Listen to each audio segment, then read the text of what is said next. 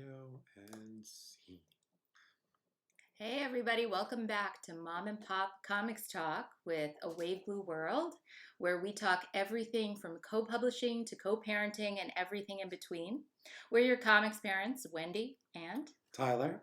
Tanner, and we have a very special episode for you tonight, our second Deadbeats 2 episode, where we talk everything from co-publishing to co-parenting and everything in between.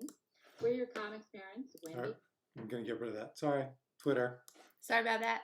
We were getting our Twitter. I was checking to make sure we were live on Twitter because we're on Twitter for the first time, streaming live, and I just found that out by that window, replaying everything Wendy was saying. So you can join us on Twitter as well as on YouTube and on Twitch.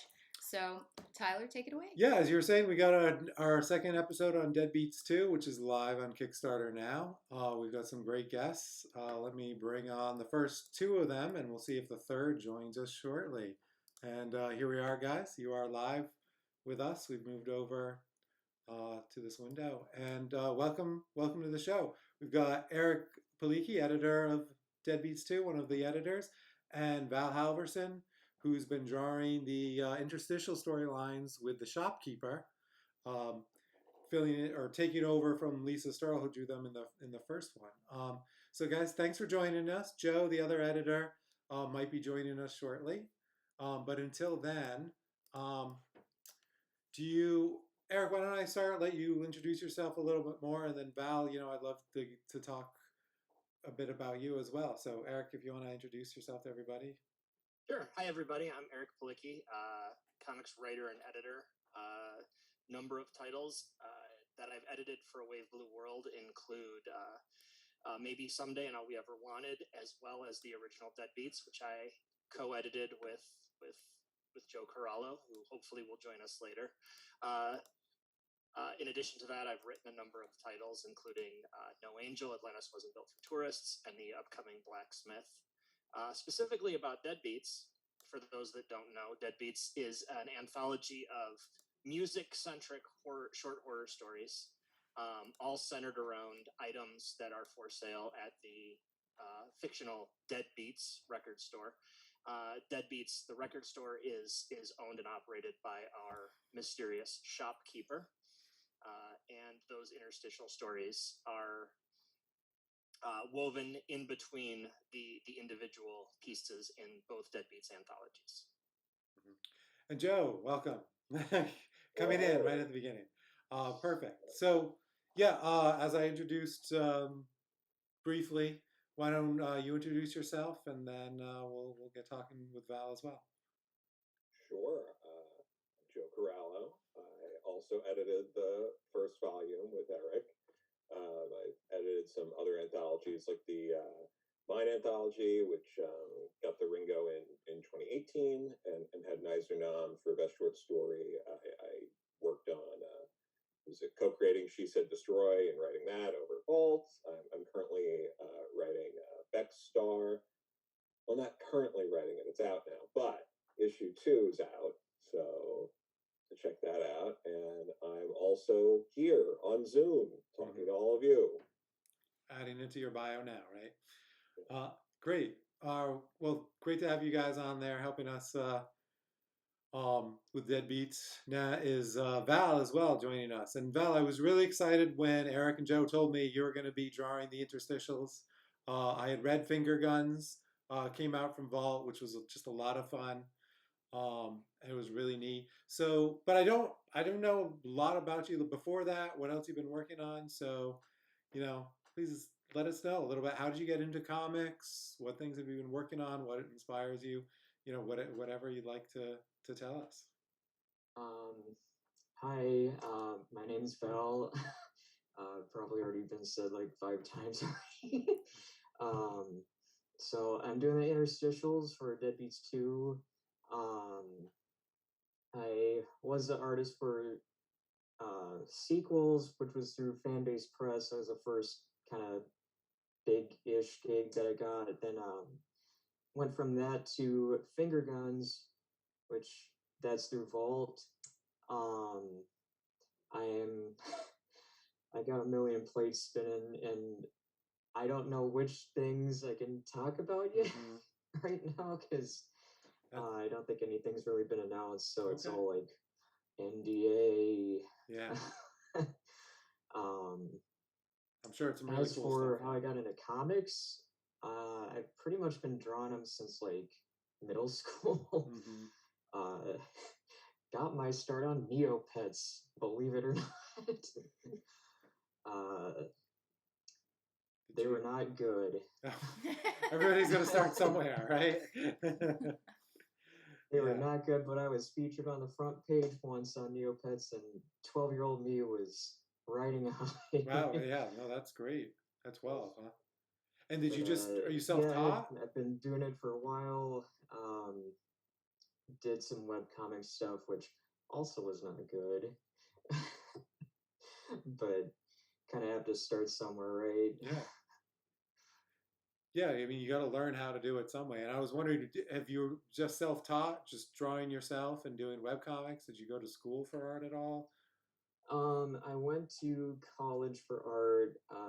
I would still say I'm mostly self-taught. Middle and high school, I did have an art class, but my art teacher didn't do anything. She kind of wanted to teach swim class instead, so it was like there was nothing happening. Yes. But yeah, I'm mostly self-taught. Did a little bit of college art. For comics, that's pretty much completely self-taught because there was no classes. uh, so just a lot of comic pages. Right. Well, it sounds like you put yourself right in there doing web comics, submitting things. So that's great. Um, wow. All right. That's pretty neat. So let's get into sort of deadbeats and how you got connected there. So, and Joe and Eric, feel free to jump in. What kind of caught your eye to make Val the selection to take over this important role of the shopkeeper's storyline? I mean, part of it was just being familiar with Val's work through, finger guns, and feeling that would kind of be a good way to like someone who would be unique, but wouldn't be like such a drastic deviation from what Lisa had done. So I think we're able to keep that consistency. Mm-hmm.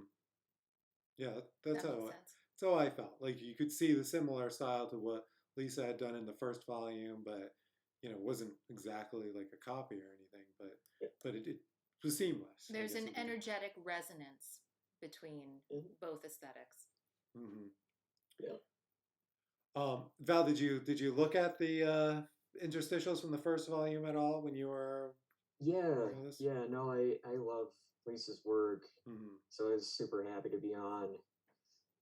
Yeah, that's great. You weren't too intimidated or anything for following up with Lisa. Maybe withdrawing all the records. Oh, yeah, that's true. Yeah. Do you guys want to continue talking about the interstitials for this one? What were you trying to do with these storylines? We had the shopkeeper. She's the main character. People were familiar with her from the first volume. If they read that into this one. What was your purpose? What were you trying to do with these stories? Well, I think I think everyone probably is aware of this by now, but the subtitle of Deadbeats 2 is London Calling, and we wanted to move the record store from an undisclosed location in the first volume to the shopkeeper opening a second location in England for the sequel, and I think that the first interstitial, especially, we kind of treated that as sort of our mission statement, right? Our statement of purpose is the very first panel is a riff on the Abbey Road record cover, and Val just blew it out of the water, just absolutely crushed it. And I was super excited when that first page of art came through, and I didn't know how it was going to resonate. when Joe and I sat down and brainstormed the idea, and I think it's just a perfect opening panel for the book. Yeah, and I'd also just want to add in that I had no idea Neopets has 25,000 Twitter followers still. Oh. Is it really? Yeah, I had to look it up after you brought up that cursed property. Wow. And you were on that when you were 12? Nice. Nice. Cool. All right. Well, following along, I mean, with that, with the interstitials. So with London Calling. So what else did we have in this storyline that you wanted to hit in terms of letting people know what was going to be different about this volume? I don't know. Anybody else? Joe, do you have anything else to add on? No, sure. I mean, we wanted to do something a little different with these interstitials than we did with the first one.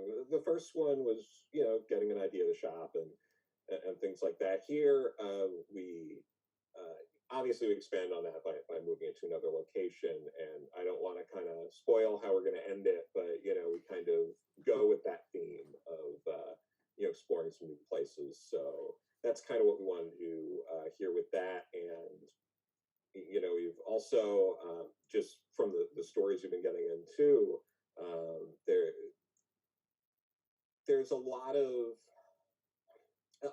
it's very different story-wise than what we had in the first volume, which has been nice, because a lot of this stuff, like organizing an anthology and getting people together to kind of put out these stories, you have to give certain guidelines, and it's easy for a lot of those stories to end up becoming kind of similar because it's a fairly specific kind of story we're asking for, but we do have an interesting sort of array of stories. There's not really overlap from the first volume, although there is one story that does outside the interstitials that does reference the first volume. So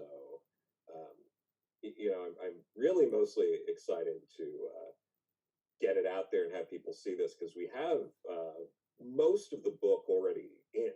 Yeah. And we're already getting some lettered stories back, so it's really all coming together. It's just a matter of just wanting it all done and out there, so people can see sort of the differences in these books and how different people are approaching these same kind of like writing cues of horror in this little shop. Mm-hmm. Yeah, and you had mentioned, besides the interstitials, we do have a story that connects.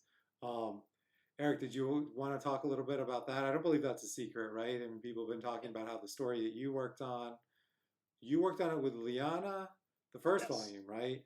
And so now this is going to be a sequel, but the creative team is taking a little switch. So yeah. So in the first volume, Liana Kangas and I did a story called The Interview, and I was really excited because it was my first time working with Liana, who's not only a friend but also someone I admire as an artist and have wanted to work with for a long time.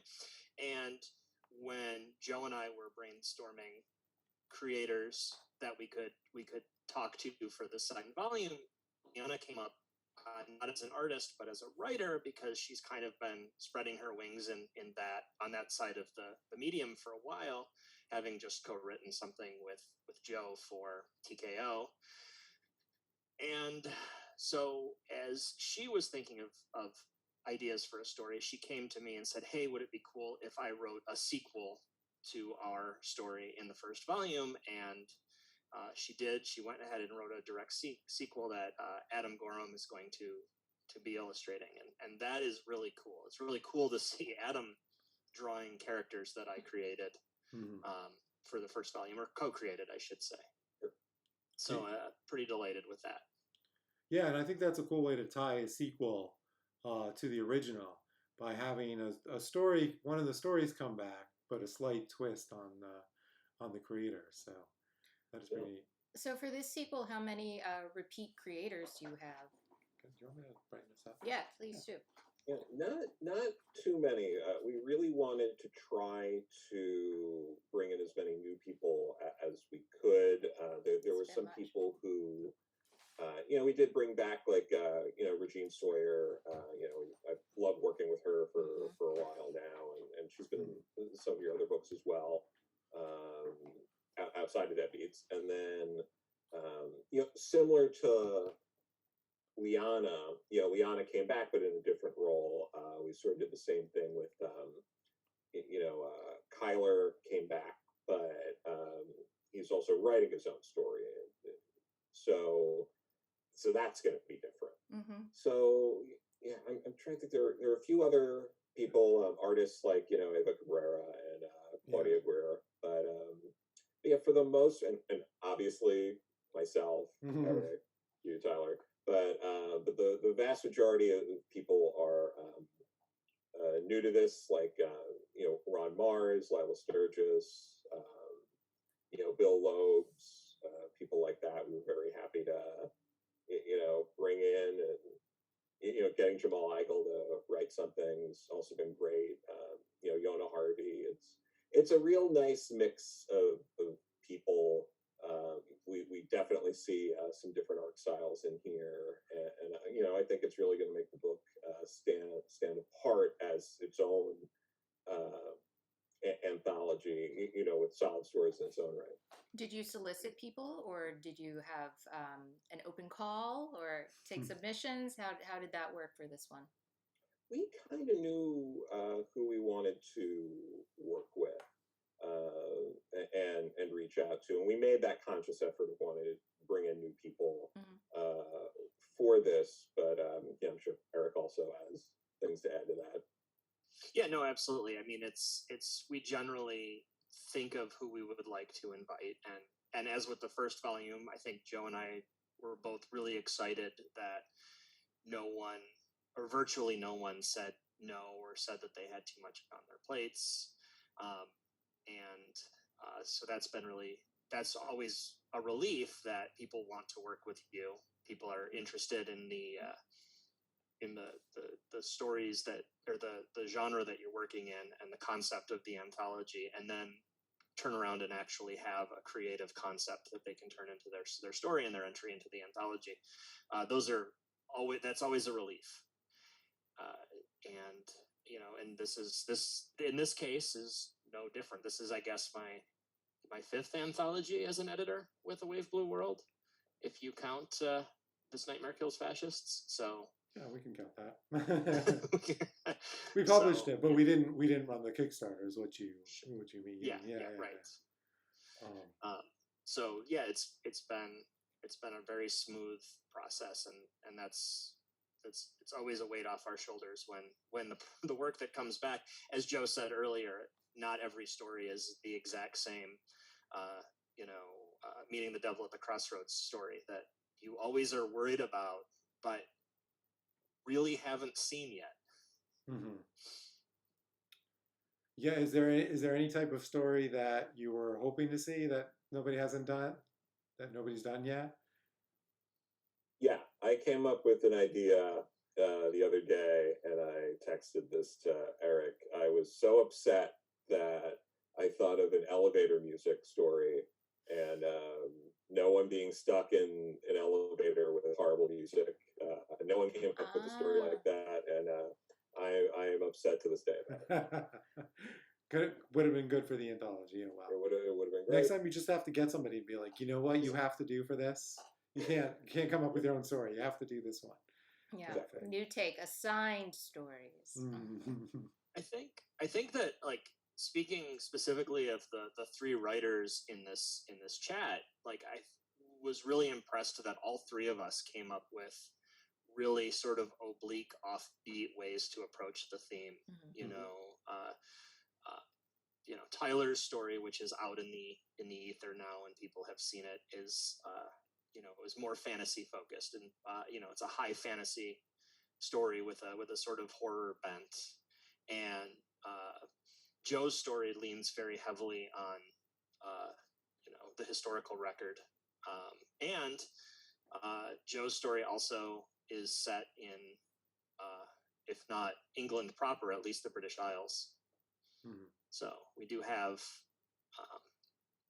we just did it. I think the three of us. I was impressed collectively with how we approached the theme. I was going to ask too that in soliciting folks to write and also draw for this book, was one of the criteria a deep interest in music?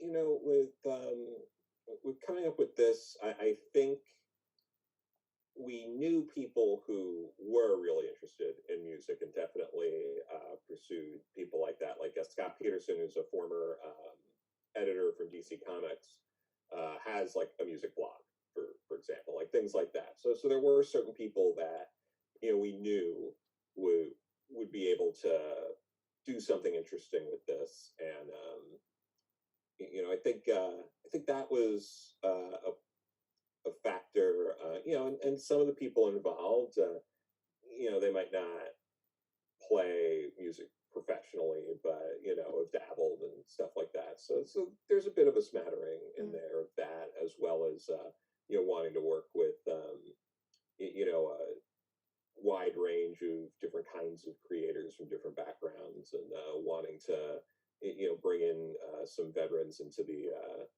mix. So yeah. Val, are you into music? So I actually used to teach piano. Oh, as weird as that sweet. is. Yeah. I've been playing piano basically since I was 5. I play alto sax, so that I don't play that much anymore. I played that in high school. Trying to remember. I've dabbled in guitar. I'm not very good at it. But no, music is pretty big for me.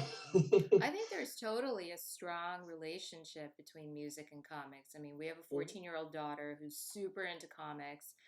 I'm 99% sure she's going to go into the industry. She's been drawing since she was really, really little, and she also plays the piano, and she's really into music and like into weird music. So I definitely think that there's like this sort of deep connection, like a sort of even neurological connection between a love of sequential art and a love of music. Yeah. And to even take that a step farther, I think that a good comic store and a good record store are almost mirror images of one another. Completely. Yeah. So. No, for sure. But you know, Val, though, I just want to bring this up, not to blow up your spot or something, but I heard you're not really into emo music. The truth comes out. Controversy on Mom and Pop Comics Talk. Okay. I gotta confess, I don't like MCR. It's a bold stance. Everyone thinks I love MCR because I wear black all the time. It's like, no, not your thing. I don't even really know where I'm already out of my element. So Fine. But, we're too old to know. It's yeah, fine. yeah. Oh, that makes sense. And yeah, and what we were saying with the connection with the music, I mean, people really take to that. It seems to be what appeals to people the most with this anthology, and the theme really resonates.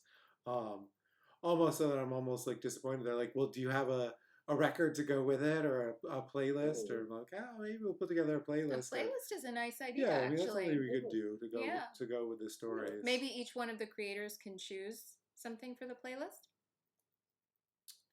Yeah, definitely. That's always to like go with their story. Yeah. Yeah, I think we put together a playlist last time, even. It's just something I you know, wasn't even thinking of. But yeah, just to do on the side. Well, I think it's enough just to be writing the story. I mean, you're always looking for, you know, interesting ideas, like what can you do with the comic medium. So even just having it as the topic and these instruments, and we've tied it in so well with the shopkeeper and the store, and here's a story about each one.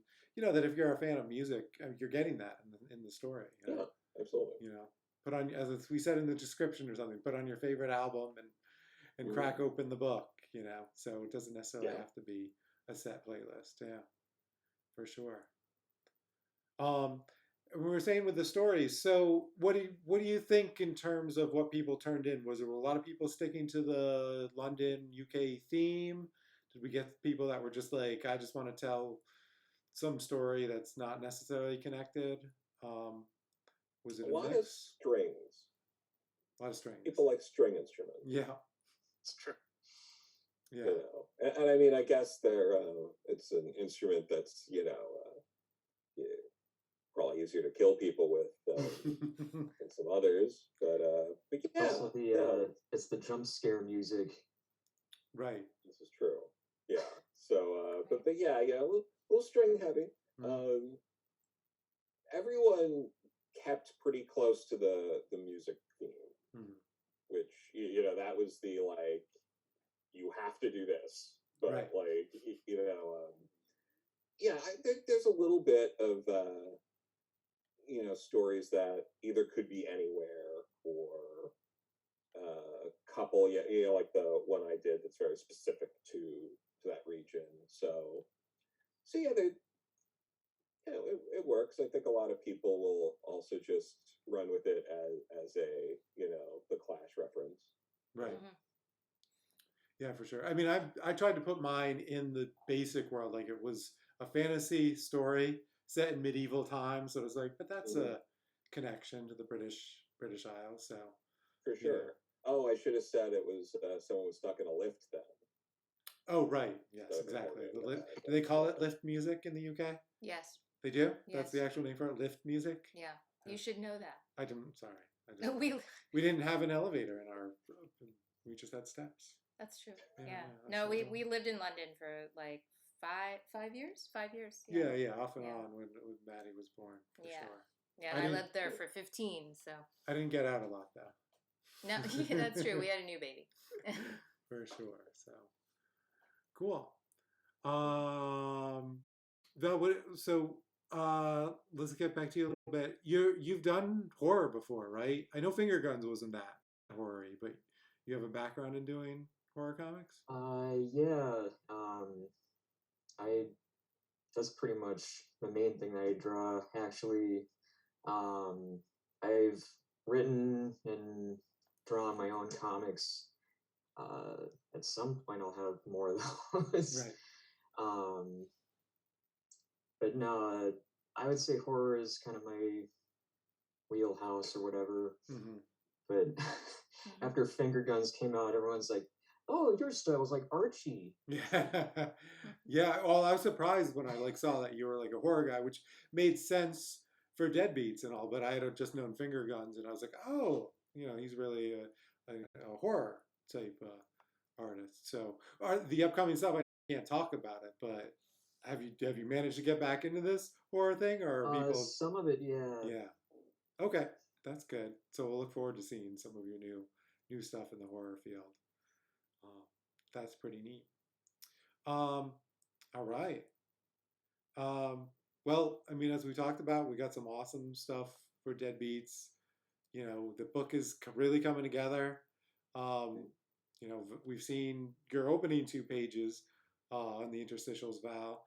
Looking forward to seeing the remaining ones and what goes on with the shopkeeper. That'll be really cool.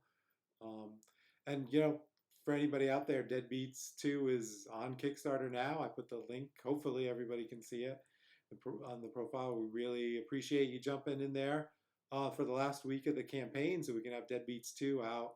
Got some really cool stuff in it. Some new t-shirts. Going to have a new style for that one, so we're excited about that. And then you guys are all up to some amazing things. Val can't really talk about his stuff yet, but it's going to be cool. It's not Neopets.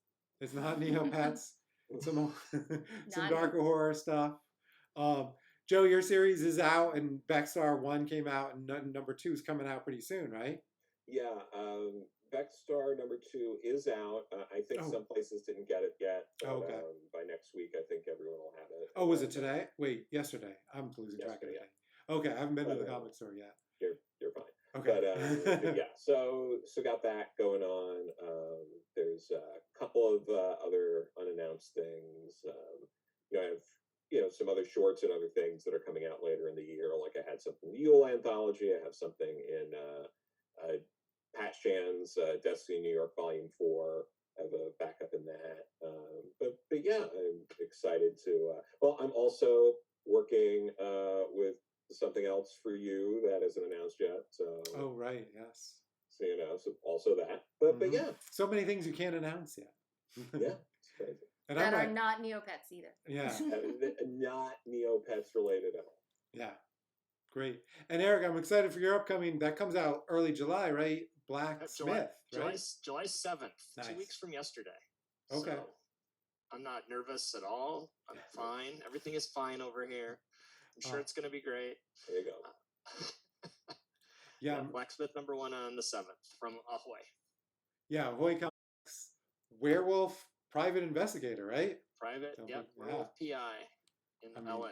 With a hook like that, I mean, it sells itself. Go out and get your copy on July 7th. Liana's doing the covers, right? Yeah, Liana's doing the covers for the whole series. We've got some really cool variant covers. Jamal Eigel, Steve Pugh on the first 2 issues, and then more TBD. Great. So a lot of Deadbeats connections there. So yes, we're excited for that. So that's great.